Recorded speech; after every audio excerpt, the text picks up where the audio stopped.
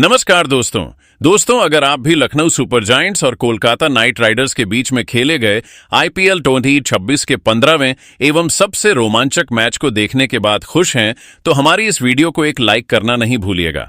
आज की हमारी वीडियो का लाइक टारगेट 500 लाइक है, तो दिल से एक लाइक जरूर कीजिएगा। जी हां दोस्तों, आज टाटा आईपीएल इतिहास की दो सबसे खतरनाक टीमें कोलकाता के ईडन गार्डन्स मैदान पर एक दूसरे के आमने सामने खड़ी थीं, जहां ऋषभ पंत की लखनऊ सुपर जयंट्स के सामने अजिंक्य रहाणे की कोलकाता नाइट राइडर्स टीम मौजूद थी। मुकाबले में जब टॉस के लिए सिक्का उछाला गया तो लखनऊ के कप्तान ऋषभ पंत ने पहले टॉस जीता और बिना देरी किए इस मैच में गेंदबाजी करने का फैसला किया और आज इस मैच में कोलकाता को पहले बल्लेबाजी के लिए मैदान पर बुलाया, जहां अपनी टीम को विस्फोटक अंदाज में शुरुआत दिलाने के लिए दो बल्लेबाज मैदान पर उतरे, जहां कप्तान अजिंक्य रहाणे और विस्फोटक बल्लेबाज फिन एलन के कंधों पर अपनी टीम को एक तूफानी शुरुआत दिलाने की जिम्मेदारी थी। मगर पहला ओवर लेकर आए मोहम्मद शमी ने शानदार शुरुआत करते हुए पहली 5 गेंदों पर कोई बड़ी बाउंड्री नहीं लगने दी, मगर आखिरकार अंतिम गेंद पर अजिंक्य रहाणे ने शानदार ऊपर से हवा में गेंद को लॉफ्ट कर दिया। लॉन्ग ऑफ की तरफ गेंद सनसनाती हुई जाती हुई 4 रन के लिए पहुंच गई और इस प्रकार आज बेहतरीन तरीके से पहले ओवर में मोहम्मद शमी ने सिर्फ 6 रन लुटाए थे। अब ऐसे में दूसरे छोर से प्रिंस यादव को गेंद दी गई, तो इस ओवर में आज यहां पर फिन एलन का बल्ला खुलता है। वो पहली ही गेंद पर एक शानदार बाउंड्री लाइन पर, जहां पर वो शानदार पहली ही गेंद पर सामने पटकी गई गेंद को बैकफुट से पुल करते हैं और शानदार संपर्क के साथ गेंद सीधे बीच बल्ले से लगकर स्क्वायर लेग बाउंड्री की तरफ शानदार चौके के लिए चली जाती है। दोस्तों, प्रिंस यादव के सामने फिन एलन का बल्ला यहीं नहीं रुकता।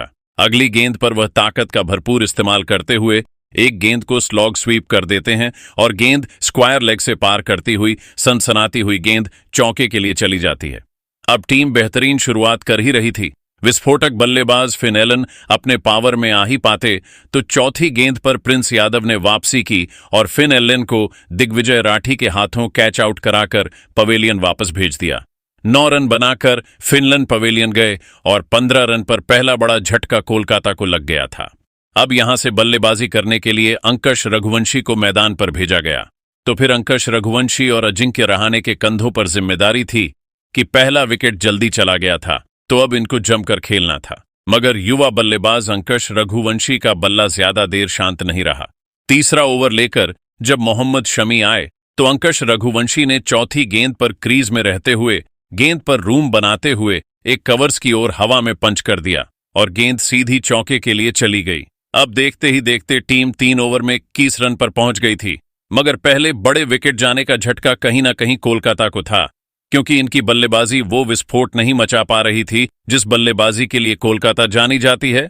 चौथा ओवर लेकर मणिमरण सिद्धार्थ आते हैं तो अजिंक्य रहाणे उनको तीसरी गेंद पर लाजवाब 1 कदमों का इस्तेमाल करते हुए कवर्स के ऊपर से इनसाइड आउट शॉट मार बैठते हैं और सीधी गेंद दर्शक दीर्घा में गगनचुंबी के लिए चली जाती है। इन दोनों की साझेदारी ने कहीं ना कहीं अब थोड़ा थोड़ा लखनऊ की गेंदबाजी पर प्रेशर डालना चालू कर दिया था। 5वां ओवर लेकर जब दिग्विजय राठी आए तो अजिंक्य रहाणे ने चौथी ऊपर डाली गई गेंद को महज बल्ले से लॉफ्ट किया और शानदार गेंद को टप्पा खाने के बाद सीधी बाउंड्री से बाहर 4 रन के लिए चली गई। अगली गेंद पर फिर से दिग्विजय राठी को टारगेट करते हुए रहाणे ने गेंद को लॉफ्ट करते हुए अपने लिए एक और बाउंड्री बटोरी। दरअसल बाउंड्री छोटी थी, इसका फायदा आज कोलकाता उठा रही थी। 5 ओवर में देखते ही देखते टीम 40 रन पर पहुंच गई थी। अब ऐसे में पावर प्ले का अंतिम यानी कि पारी का 6वां ओवर लेकर आवेश खान आए तो यहां से अंकश रघुवंशी का वो विस्फोट दिखाई दिया जिसकी सभी को उम्मीद थी। चौथी गेंद पर जहां पर ऑफ स्टंप के बाहर डाली गई छोटी गेंद को हवा में एक अच्छा कट शॉट खेलकर बाउंड्री के बाहर 4 रन के लिए भेज दिया। अब इसके बाद अंकश रघुवंशी अगली गेंद पर एक और इनसाइड आउट शॉट खेलकर कवर्स की तरफ एक शानदार गेंद को भेज देते हैं और सीधा संपर्क इतना शानदार था कि गेंद आसमानी के लिए चली गई। अंतिम गेंद पर अंकश रघुवंशी ने एक और क्रीज में रहकर पंच किया और यह 4 लगाकर चौका लगा देते हैं। देखते ही देखते टीम अब 8 ओवर में 76 रन पर पहुंच गई थी। ऐसे में अब बड़े विकेट की अब ऋषभ पंत की टीम लखनऊ को जरूरत थी, मगर कोलकाता के बल्लेबाज कोई भी ऐसा मौका नहीं दे रहे थे जहां पर विकेट लिया जा सके। और फिर रहाणे 9वें ओवर में आवेश खान को टारगेट करते हैं, जहां आवेश खान की पहली गेंद पर वो ऑफ स्टंप के बाहर जो डाली गई गेंद थी, दूर से कट शॉट लगाना चाह रहे थे और गेंद सीधी रगन चुंबी के लिए चली गई थी। हालांकि इस दौरान अजिंक्य रहाणे का बल्ला भी हाथ से छूट गया था। अब इसके बाद अंकुश रघुवंशी का बल्ला इसी ओवर में चौथी गेंद पर चलता है और खूबसूरती से कलाइयों के सहारे फ्लिक करके बाउंड्री की तरफ गेंद को एक और गगनचुंबी के लिए भेज देते हैं। एक खराब शुरुआत यानी स्लो शुरुआत के बावजूद भी अब यहां से अजिंक्य रहाणे और अंकुश रघुवंशी की बल्लेबाजी घातक होती जा रही थी। पारी का 10वां ओवर लेकर आए प्रिंस यादव को अंकुश रघुवंशी ने 5वीं गेंद पर फाइन लेग की बाउंड्री की तरफ भरसक प्रयास किया और आउटसाइड फील्ड काफी तेज थी। सनसनाती हुई गेंद चौके के लिए चली गई। दोनों ने मिलकर अपनी टीम को 10 ओवर में विस्फोटक अंदाज में 88 रन तक पहुंचा दिया था। तो अंकुश रघुवंशी और अजिंक्य रहाणे दोनों अपने अर्धशतक के करीब पहुंच गए थे। इन दोनों के बीच में 84 रन की एक बेहतरीन साझेदारी पनप चुकी थी। अब बड़ा विकेट लेना जरूरी था। ऐसे में 11वां ओवर लेकर आए दिग्विजय राठी ने ऐसा करके दिखाया और दूसरी गेंद पर उन्होंने अजिंक्य रहाणे को मोहम्मद शमी के हाथों कैच आउट कराकर पवेलियन की राह भेज दी। इस दौरान अजिंक्य रहाणे ने कप्तानी पारी खेलते हुए 41 रन का एक बेहतरीन सहयोग दिया और पवेलियन लौटे। अब 2 बड़े विकेट जा चुके थे। अब नए बल्लेबाज के रूप में कैमरून ग्रीन आते हैं और ऐसे में 11 ओवर की समाप्ति पर टीम ने देखते ही देखते अपने 102 रन भी पूरे कर लिए थे, यानी कि 100 के पार टीम पहुंच गई थी। यहां से उम्मीद लगाई जा रही थी कि ये दोनों बल्लेबाज आगे बढ़ेंगे, खासकर अंकुश रघुवंशी जो अपने अर्धशतक की तरफ जा रहे हैं वह बढ़ेंगे। मगर 12वां ओवर लेकर आए एम सिद्धार्थ ने एक बड़ा झटका कोलकाता को दिया और चौथी गेंद पर उन्होंने अंकुश रघुवंशी को एडन मार्करम के हाथों कैच आउट करा दिया। एक और बड़े विकेट का पतन हुआ और 45 रन की एक छोटी सी पारी खेलकर अंकुश रघुवंशी पवेलियन गए, मगर अपनी टीम को 105 तक वह पहुंचा गए थे। 3 बड़े विकेट कोलकाता के जा चुके थे।